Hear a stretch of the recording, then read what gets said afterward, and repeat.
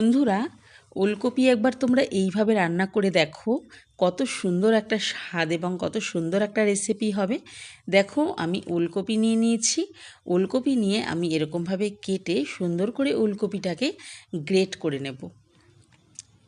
এইভাবে একবার রেসিপিটি বানিয়ে তোমরা দেখো, রুটি এবং গরম গরম ভাতের সাথে কিন্তু দুর্দান্ত লাগে। লুচির সাথেও তোমরা খেতে পারো, পরোটার সঙ্গেও খেতে পারো।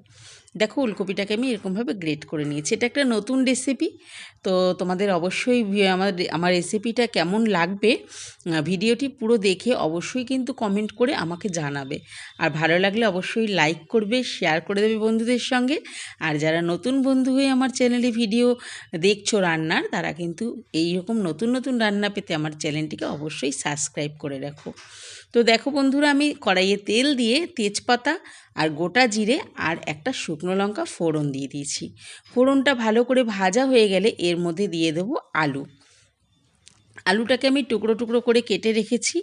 আলুটাকে আমি সুন্দর করে একটু নুন আর হলুদ দিয়ে আলুটাকে কিন্তু ভালো করে লাল করে ভেজে নেব। আমি দিয়ে দিচ্ছি একটু নুন আর একটুখানি হলুদ। আলুটাকে একদম লাল করে মিডিয়াম ফ্লেমে গ্যাস রেখে লাল করে কিন্তু ভেজে নেব আলুটাকে আমি।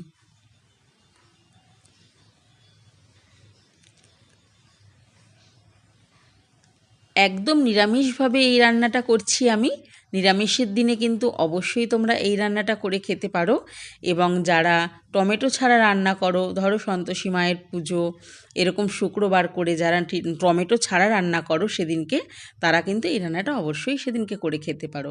এর মধ্যে আমি দিয়ে দিচ্ছি 1 চামচ আদা বাটা, আর দিয়ে দিচ্ছি 1 চামচ জিরে গুঁড়ো, আর আমি দিয়ে দেবো 1 চামচ লঙ্কার গুঁড়ো।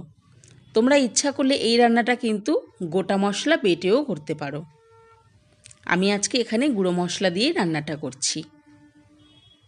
এবার আমি সমস্ত মশলাটা একটুখানি জল দিয়ে দেবো, যেন না পুড়ে যায়, তার জন্য একটুখানি জল দিয়ে নিই। জল দিয়ে আমি ভালো করে মশলাটা কষাতে থাকবো আলুর সাথেই।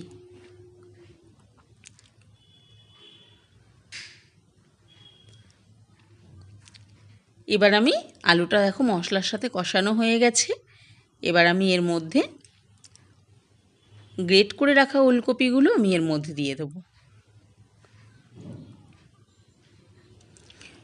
ওলকপি তো বন্ধুরা আমরা অনেকভাবেই খাই, মাছের সাথে এবং এমনি তরকারি করেও খাই। তো অনেকেই ওটা পছন্দ করে না, খেতে চায় না বাড়ির অনেকেই।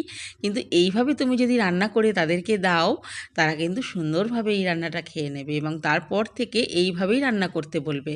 এবার এর মধ্যে আমি দিয়ে দিচ্ছি হলুদ আর নুন। নুনটা তোমরা যার স্বাদ মতো দেবে, বুঝে দেবে। ভালো করে মিশিয়ে নিচ্ছি নুন আর হলুদটাকে। ভালো করে মিশিয়ে নিয়ে আমি এবার একদম গ্যাসটাকে লো ফ্লেমে রেখে আমি এটাকে ঢাকা দিয়ে দেবো। আমি কিন্তু এখানে কোনো জল দিচ্ছি না, কারণ ঢাকা দেওয়ার পরে ওলকপি থেকেই অনেকটা জল বেরোবে। এবার আমি একটু 15 থেকে 20 মিনিটের জন্য একদম লো আছে আমি এটাকে ঢাকা দিয়ে রেখে দেব। 15-20 মিনিট পরে দেখো বেশ ভালোই সেদ্ধ হয়ে গেছে।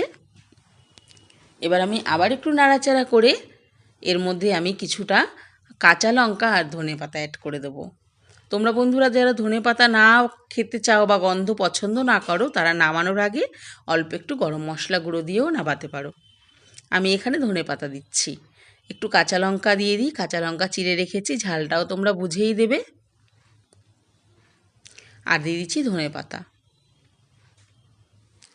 আর দিয়ে দেবো 1 চামচ মতো চিনি, কারণ এই রান্নাটা একটু মিষ্টি মিষ্টি স্বাদ, বেশ ভালো লাগে খেতে।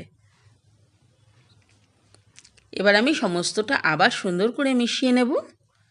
মিশিয়ে আমি 15 মিনিটের জন্য আবারও কিন্তু লো আছে আমি এটাকে ঢাকা দিয়ে রাখবো, কারণ আলুগুলো এখনও ভালো করে সেদ্ধ হয়নি।